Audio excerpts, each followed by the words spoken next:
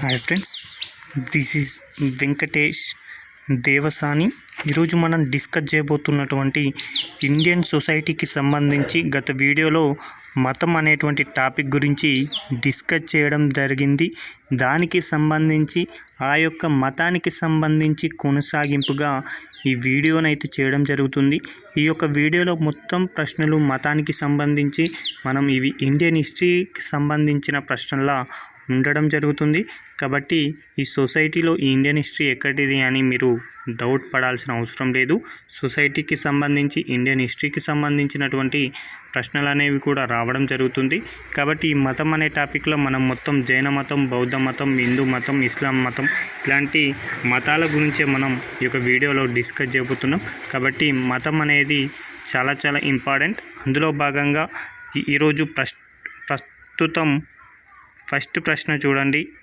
ప్రస్తుతం ఆచరిస్తున్నటువంటి మతాలలో అత్యంత పురాతనమైన మతం ఏది అని అడగడం జరిగింది. ప్రస్తుతం ప్రపంచవ్యాప్తంగా అయినా భారతదేశంలో అయినా అత్యంత ప్రాచీనమైనటువంటి మతం హిందూ మతం.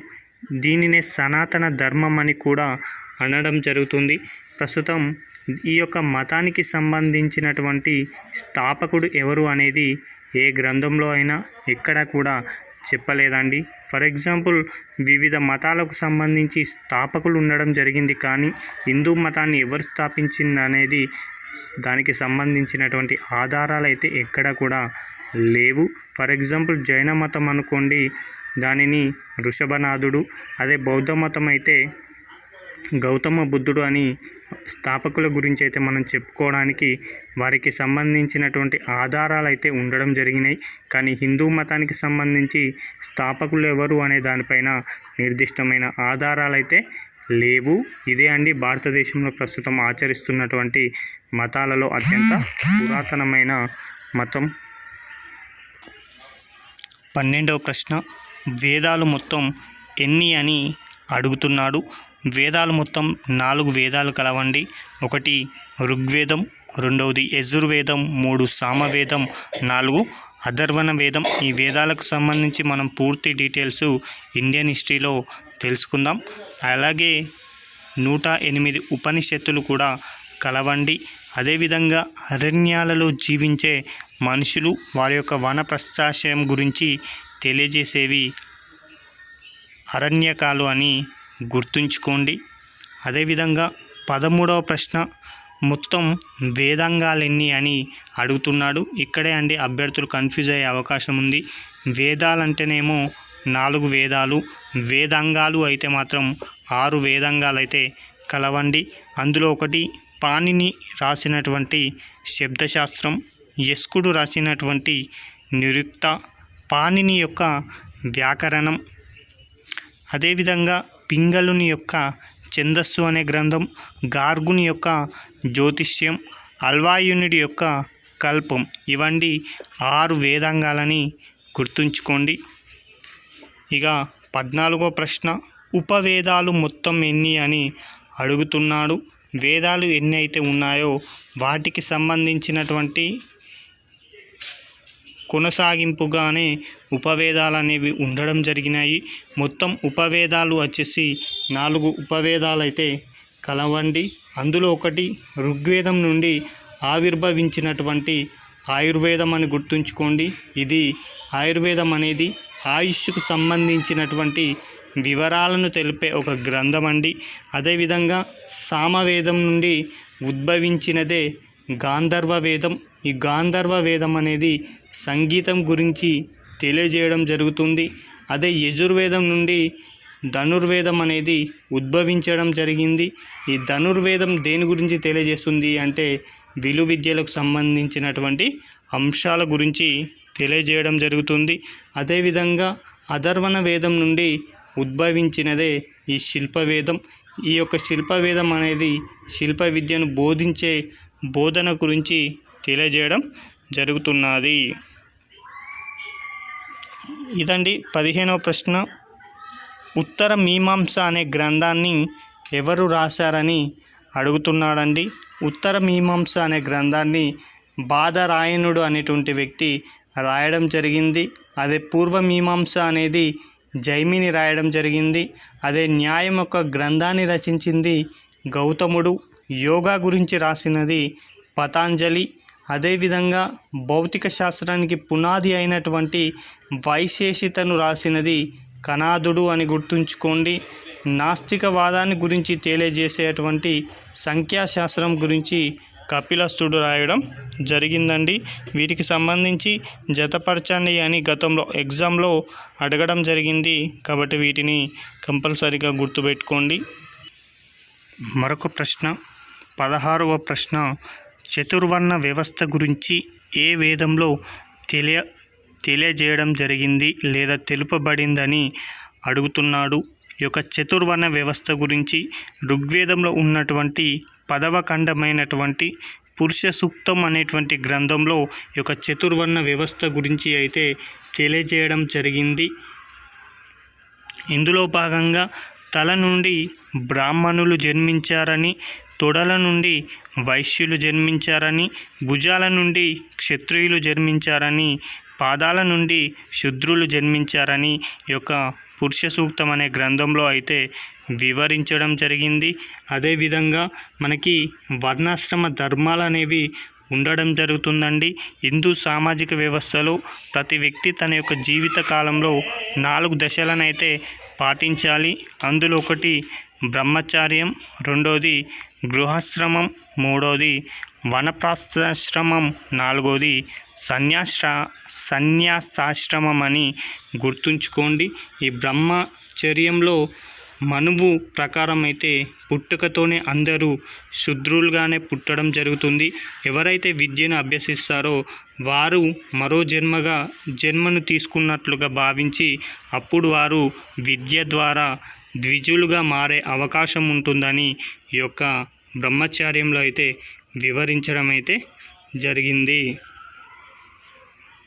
అయితే ఈ యొక్క వర్ణ వ్యవస్థలో విద్యను అభ్యసిస్తే బ్రాహ్మణులుగా, యుద్ధ విద్యలను అభ్యసిస్తే క్షత్రియులుగా, అదేవిధంగా వ్యవసాయం మరియు వాణిజ్యాన్ని అభ్యసిస్తే వైశ్యులుగా, అదేవిధంగా శారీరక శ్రమను నమ్ముకుంటే వారు శూద్రులుగా మారే అవకాశం ఉందని ఈ బ్రహ్మచర్యం అనే గ్రంథంలో అయితే వివరించడం జరిగింది.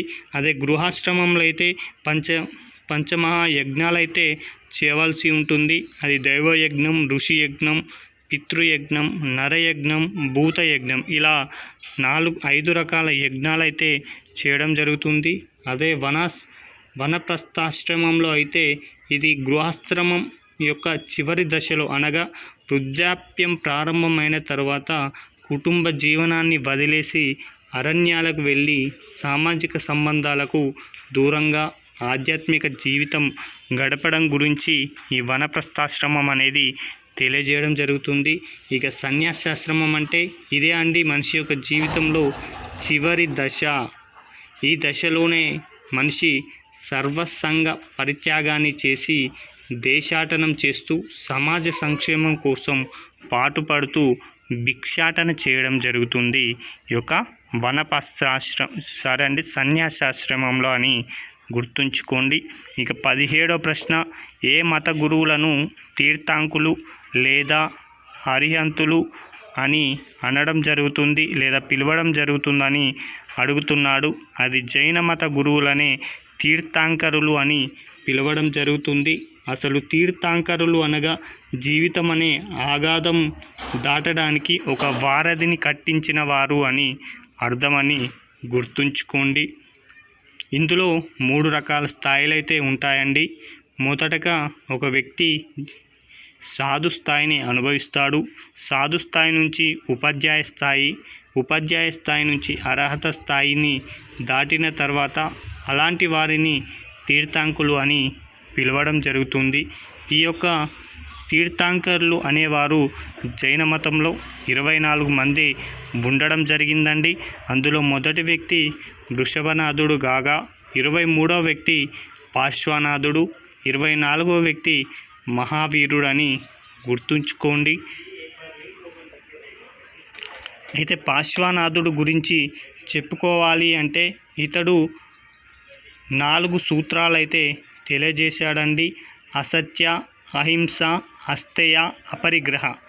మరొకసారి అండి, అసత్య, అహింస, అస్తేయ, అపరిగ్రహ అనే 4 సూత్రాలను తెలియజేస్తే ఈ 4 సూత్రాలకు అదనంగా మరొక సూత్రాన్ని మహావీరుడు బ్రహ్మచర్యాన్ని జతపరచడం జరిగింది. ఓకేనా. ఇక 18వ ప్రశ్న, వర్ధమాన మహావీరుడికి ఏ గ్రామం నందు జ్ఞానోదయం అయింది అని అడగడం జరుగుతుందండి. వర్ధమాన మహావీరుడు అనేటువంటి వ్యక్తి వైశాల్య రాజ్యంలోని కుంద గ్రామంలో త్రిశాలాదేవికి సిద్ధార్థునికి జన్మించినటువంటి ఇతడు 540 సంవత్సరంలో జన్మించడం జరిగింది. అలా జన్మించిన ఇతడు 30 సంవత్సరాల వయసు నుంచే మోక్షాన్ని అన్వేషిస్తూ ఇంటి నుండి వదిలి వెళ్ళి దాదాపుగా 12 సంవత్సరాలు దేశం మొత్తం తిరగడం జరిగింది. అలా తిరిగినటువంటి వర్ధమాన మహావీరుడికి 42వ ఏట జృంభిక అనేటువంటి గ్రామం వద్ద రుజుపాలిక నది తీరంలో ఒక సాల్ వృక్షం కింద ఇతడికి జ్ఞానోదయం అయితే అయింది. అప్పుడే ఇతడు జీనుడు అవ్వడం జరిగింది. ఇక 19వ ప్రశ్న, జైన మత పవిత్ర గ్రంథాలని ఏమని పిలుస్తారు? జైన మత పవిత్ర గ్రంథాలని ఏమని పిలుస్తారని అడుగుతున్నాడండి. జైన మత పవిత్ర గ్రంథాలని 12 అంగాలు అని పిలవడం జరుగుతుంది. ఈ యొక్క అంగాలని ఏ భాషలో రచించారంటే ప్రాకృతం మరియు అర్ధమాగధి భాషలో ఈ యొక్క పవిత్ర గ్రంథాలనైతే రచించడం జరిగింది.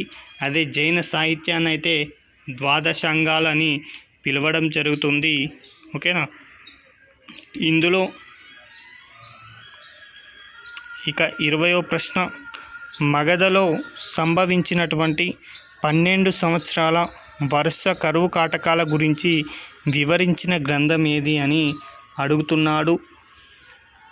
మగధ అనేటువంటి రాజ్యంలో సంభవించినటువంటి కరువు వలన దాదాపుగా 12 సంవత్సరాల పాటు అక్కడ కరువు అయితే సంభవించింది. ఈ కరువు గురించి వివరించినటువంటి గ్రంథం పరిశిష్ట పర్వన్ అనేటువంటి గ్రంథం అనేది వివరించడం జరిగింది. ఈ పరిశిష్ట పర్వన్ అనే గ్రంథాన్ని రచించినది హేమచంద్రుడు అని గుర్తుంచుకోండి. ఈ యొక్క గ్రంథంలోనే మగధలో సంభవించినటువంటి కరువు కాటకాల వలన భద్రబాహు అదేవిధంగా చంద్రగుప్త రాజులతో కూడిన సమూహం కర్ణాటకలో ఉన్నటువంటి శ్రావణ బెల్గంకి వచ్చి అక్కడ దిగంబర జైన మతాన్ని పాటించారని, అదేవిధంగా అక్కడే ఉన్నటువంటి పార్శ్వనాథుడి యొక్క అనుచరులైనటువంటి స్థూలభద్రుని నాయకత్వంలో వారు అక్కడే ఉండి వారు శ్వేతాంబరం అనే మతాన్ని పాటించడం జరిగింది. భద్రబాహు అంటే దిగంబర మతం అనేది మహావీరునికి సంబంధించింది.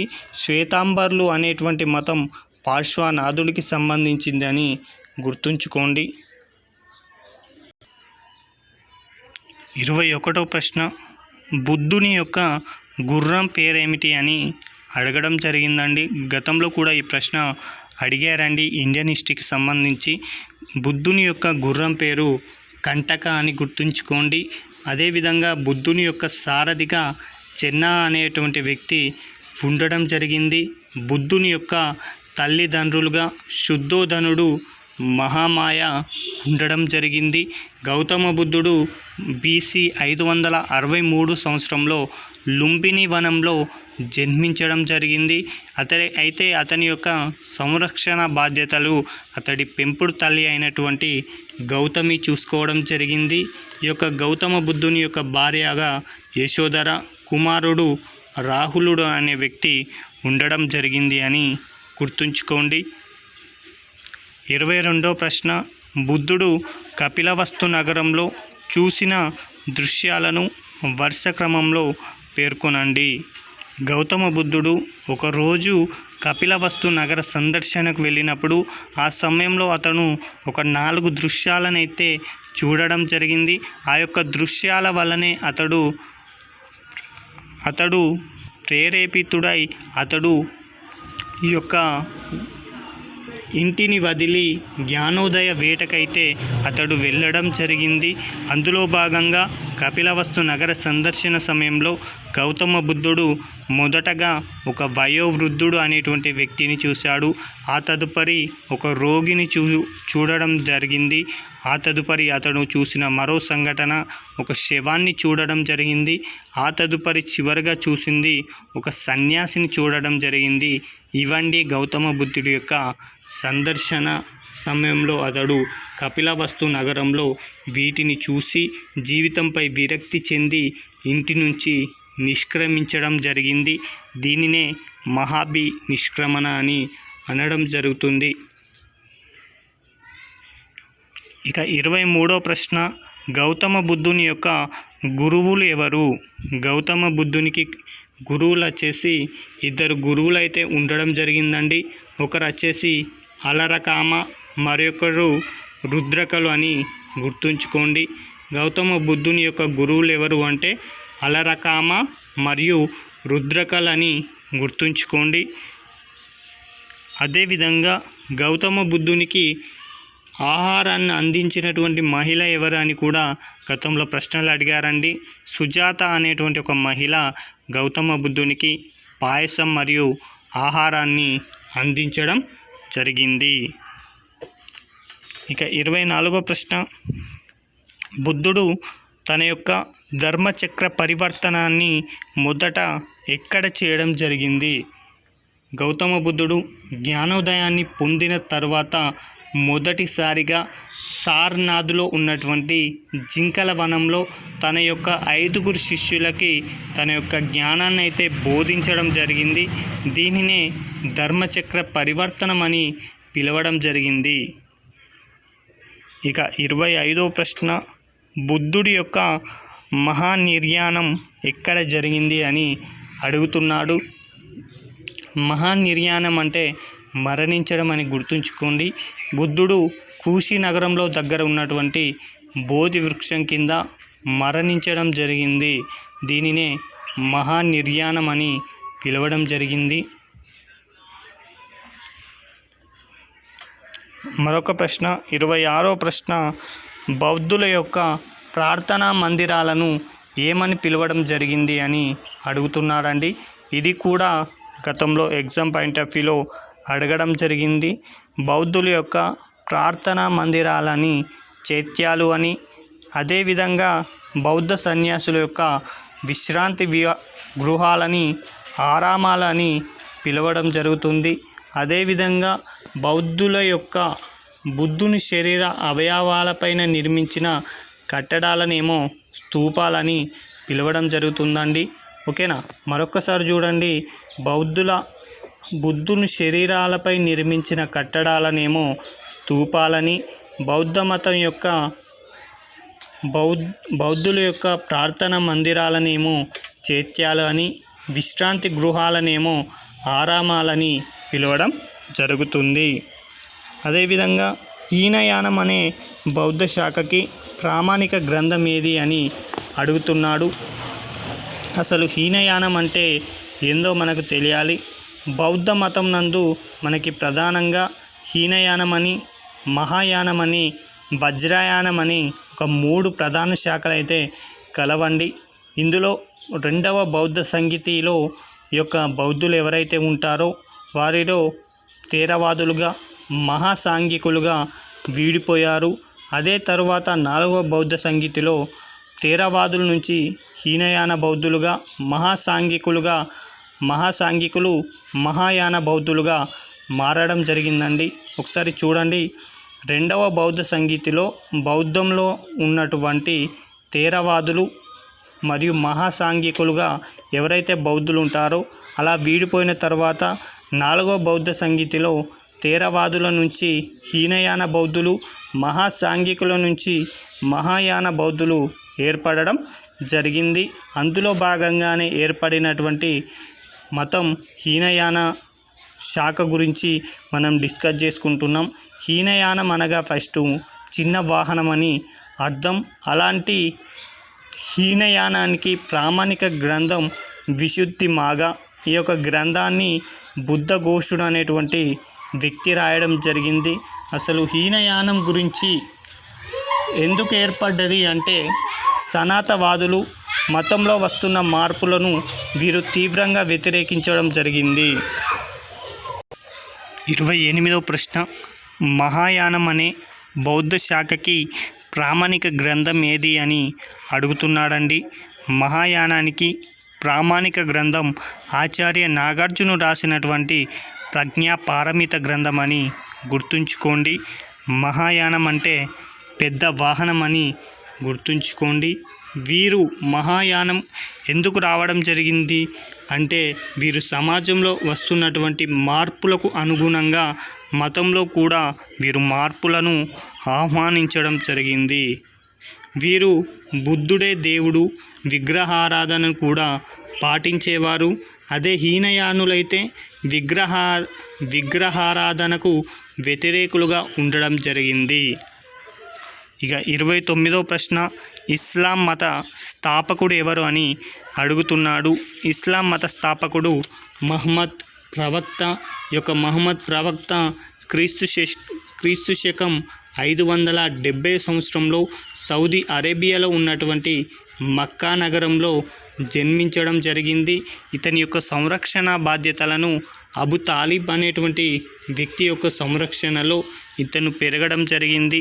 35వ ఏట ఖదీజా అనేటువంటి మహిళను వివాహం చేసుకోవడం, 40వ ఏటనే ఇతనికి గాబ్రియల్ అనేటువంటి దేవత ద్వారా దైవ సందేశాన్ని అందుకోవడం జరిగింది. ఇక 30వ ప్రశ్న, మహమ్మద్ ప్రవక్త ఎక్కడ ఉమ్మా అనబడే స్వతంత్ర రాజకీయ సంస్థను ఏర్పాటు చేశాడు.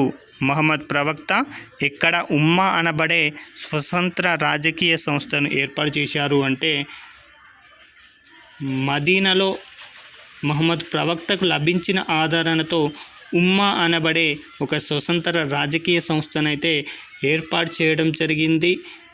అయితే మహమ్మద్ ప్రవక్త 632వ సంవత్సరంలోనే మరణించడం జరిగింది. అయితే మహమ్మద్ ప్రవక్త విగ్రహారాధనను వ్యతిరేకించడంలో స్థానిక మతాధికారుల ఆగ్రహానికి గురై నగరం నుంచి బహిష్కరించబడితే మక్కా నుంచి 622 సంవత్సరంలో మదీనాకు చేరుకోవడం జరుగుతుంది. దీనినే శాంతి కోసం ప్రయాణం లేదా హిజ్రాత్ అని పిలవడం జరుగుతుంది. ఈ సమయాన్ని మహమ్మదీయులు శకారంభంగా పరిగణిస్తారు.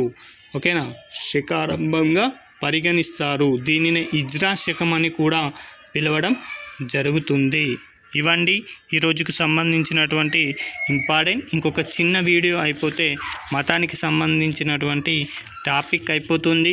ఆ తదుపరి మనం గిరిజనులు అనే ఒక టాపిక్ గురించి డిస్కస్ చేసుకోవాలి. గిరిజనుల తర్వాత మహిళలకు సంబంధించినటువంటి టాపిక్ చేసుకుంటే మనకి మొదటి యూనిట్ అనేది కంప్లీట్ అయిపోతుంది. ఓకేనా, థ్యాంక్ యూ.